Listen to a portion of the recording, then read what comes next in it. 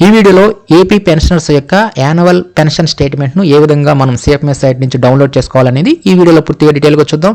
మనం ఈ annual payment statement ద్వారా మనం ఇయర్లీ అంటే ఫైనాన్షియల్ ఇయర్కి సంబంధించి టోటల్ 12 నెలల యొక్క పేమెంట్ అంటే పెన్షన్ పేమెంట్ ఎంతెంత వచ్చింది అనేది మనం ఈజీగా ఒకే సింగిల్ పీడిఎఫ్ డాక్యుమెంట్లో మనం చెక్ చేసుకోవచ్చు. అదేవిధంగా మనం ఈ యాన్యువల్ పెన్షన్ స్టేట్మెంట్ ద్వారా మనం ఈ ఫైలింగ్ కానీ లేదంటే ఇన్కమ్ ట్యాక్స్ క్యాలిక్యులేషన్ కానీ ఈజీగా మనం చేసుకోవచ్చు అనమాట.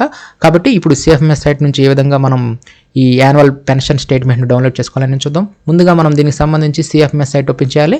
cfms.ap.gov.in. ఇప్పుడు ముందుగా మనం ఈ సిఎఫ్ఎంఎస్ సైట్లోకి ఏ విధంగా లాగిన్ అవ్వాలని చూద్దాం. మీకు సిఎఫ్ఎంఎస్ సైట్ అనేది తెలియకపోతే మీరు గూగుల్లో అమరావతి టీచర్స్ అని చెప్పి సెర్చ్ చేయండి. అప్పుడు కనిపించిన అమరావతి టీచర్.com సైట్ పంపించేయండి. ఇక్కడ మీకు న్యూ లింక్స్లోనే సిఎఫ్ఎంఎస్ సైట్ లాగిన్ లింక్ అని చెప్పి ఉంటుంది. ఈ సిఎఫ్ఎంఎస్ సైట్ లాగిన్ లింక్ మీద క్లిక్ చేయండి. అప్పుడు ఇంకో పేజ్ ఓపెన్ అవుతుంది. ఈ పేజీలో ఇక్కడ ఉంటుందన్నమాట సిఎఫ్ఎంఎస్ సైట్ లాగిన్ లింక్. ఇలా క్లిక్ చేయగానే ఈ విధంగా మీకు సిఎఫ్ఎంఎస్ సైట్ అఫీషియల్ వెబ్సైట్ అనేది ఓపెన్ అవుతుంది. ఈ సైట్లో ముందుగా పెన్షనర్స్ లాగిన్ అవ్వాల్సి ఉంటుంది. అలా లాగిన్ అవ్వడానికి ఇక్కడ లాగిన్ మీద క్లిక్ చేయండి. ఇలా లాగిన్ మీద క్లిక్ చేయగానే ఇక్కడ యూజర్ నేమ్ వద్ద పెన్షనర్ యొక్క సిఎఫ్ఎంఎస్ ఐడి ఇవ్వాల్సి ఉంటుంది. నెక్స్ట్ పాస్వర్డ్ అనేది మీకు తెలియకపోతే ఇక్కడ ఫర్గెట్ పాస్వర్డ్ ఆప్షన్ ఉంటుంది. ఈ ఫర్గెట్ పాస్వర్డ్ ఆప్షన్ మీద క్లిక్ చేయండి. ఒకవేళ పాస్వర్డ్ మర్చిపోతే దీంట్లో ఇక్కడ యూజర్ ఐడి వద్ద సిఎఫ్ఎంఎస్ ఐడి ఇవ్వండి. మొబైల్ నెంబర్ వద్ద మీ యొక్క రిజిస్టర్డ్ మొబైల్ నెంబర్ ఇవ్వండి. ఈ విధంగా సిఎఫ్ఎంఎస్ ఐడి మొబైల్ నెంబర్ ఇచ్చేసేసి ఓకే మీద క్లిక్ చేస్తే అప్పుడు ఇక్కడ ఇచ్చిన రిజిస్టర్డ్ మొబైల్ నెంబర్కి ఆ పాస్వర్డ్ అనేది పంపించడం జరుగుతుంది.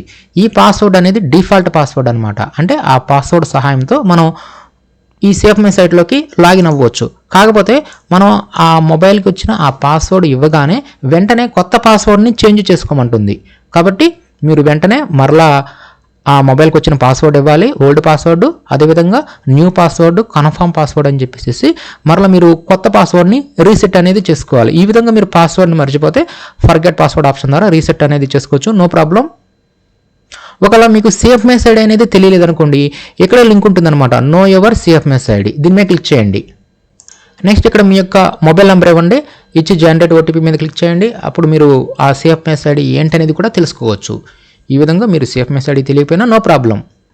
నెక్స్ట్ మొత్తం మీద ఇప్పుడు లాగిన్ అవడానికి user ID, CFMS ID, password ఇచ్చేసేసి లాగాన్ మీద క్లిక్ చేయాలి.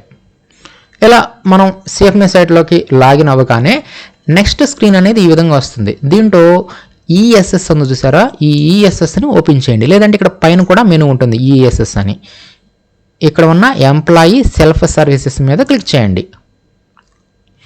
ఇలా క్లిక్ చేసిన తర్వాత నెక్స్ట్ ఇక్కడ మీకు అన్ని రకాల ఆప్షన్స్ కనిపిస్తాయి. దీంట్లో పేరోల్ సర్వీసెస్లోకి వెళ్ళండి. ఈ పేరోల్ సర్వీసెస్లో ఇక్కడ ఉంటుందన్నమాట యాన్యువల్ పెన్షన్ స్టేట్మెంట్. ఇదే పేరోల్ సర్వీసెస్లోనే మనం మంత్లీ పే స్లిప్ను కూడా డౌన్లోడ్ చేసుకోవచ్చు. అదేవిధంగా ఇప్పుడు మనకి కొత్తగా యాన్యువల్ పెన్షన్ స్టేట్మెంట్ ఇచ్చారు కాబట్టి ఈ యాన్యువల్ పెన్షన్ స్టేట్మెంట్ని ఇప్పుడు డౌన్లోడ్ చేసుకోవడానికి ఈ లింక్ మీద క్లిక్ చేయండి. ఇలా క్లిక్ చేసిన తర్వాత నెక్స్ట్ ఇక్కడ ఇయర్ అడుగుతుంది.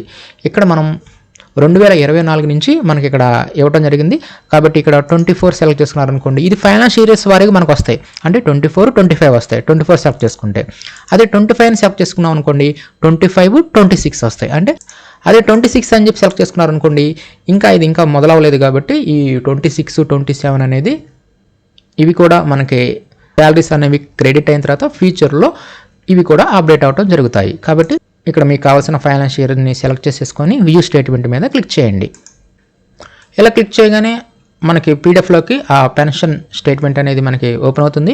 పైన మన యొక్క వివరాలన్నీ ఉంటాయి. అంటే పెన్షనర్స్ యొక్క అన్ని వివరాలు ఉంటాయి, అవి చెక్ చేసుకోవచ్చు. అదేవిధంగా ఇక్కడ ఇది ఫైనాన్షియల్ ఇయర్స్ వారీగా వస్తుంది కాబట్టి 2025 మార్చి నుంచి 2026 ఫిబ్రవరి వరకు ఈ విధంగా మనకి టోటల్గా మొత్తం అన్ని నెలలో ఫైనాన్షియల్ ఇయర్లో ఉన్న మొత్తం ఇక్కడ వస్తాయన్నమాట. దీంట్లో పెన్షన్ సంబంధించి టోటల్గా గ్రాస్ అమౌంట్ మంత్లీ వారీగా ఇక్కడ మనకు చూపిస్తుంది. నెక్స్ట్ చివరిలో టోటల్ అమౌంట్ కూడా ఇక్కడ మనకు చూపిస్తుంది. ఈ విధంగా పెన్షన్ సంబంధించి ఇక్కడ మనకి స్టేట్మెంట్ అనేది కనిపిస్తుంది. దీన్ని మనం పీడిఎఫ్లోకి డౌన్లోడ్ చేసుకోవడానికి ఇక్కడే మీరు కార్నర్లో ఇక్కడ డౌన్లోడ్ సింబల్ ఉంటుంది, డౌన్లోడ్ యారో, దీని మీద క్లిక్ చేయండి. దీని మీద క్లిక్ చేయగానే మొత్తం పీడిఎఫ్లోకి డౌన్లోడ్ చేసుకోవడానికి నెక్స్ట్ సేవ్ అని చెప్పి అడుగుతుంది. మీరు సిస్టంలో ఎక్కడ కావాలంటే అక్కడ ఆ డ్రైవ్లో మీరు ఈ పెన్షన్ స్టేట్మెంట్ని మీరు ఈజీగా డౌన్లోడ్ అనేది చేసుకోవచ్చు. ఈ ప్రాసెస్ మొత్తాన్ని మనం మొబైల్లో కూడా చేసుకోవచ్చు. మన యొక్క మొబైల్లో కూడా ఈ యాన్యువల్ పెన్షన్ స్టేట్మెంట్ అనేది 100% డౌన్లోడ్ అవడం జరుగుతుంది. ఈ విధంగా పెన్షనర్స్ యొక్క యాన్యువల్ పెన్షన్ స్టేట్మెంట్ను సిఎఫ్ఎంఎస్ సైట్ నుంచి ఈ విధంగా మనం ఈజీగా డౌన్లోడ్ చేసుకోవచ్చు. ఈ సిఎఫ్ఎంఎస్ సైట్ లాగిన్ లింక్ కొరకు మీరు amravati.com సైట్ను ఓపెన్ చేసేసి ఈజీగా లాగిన్ అవ్వచ్చు.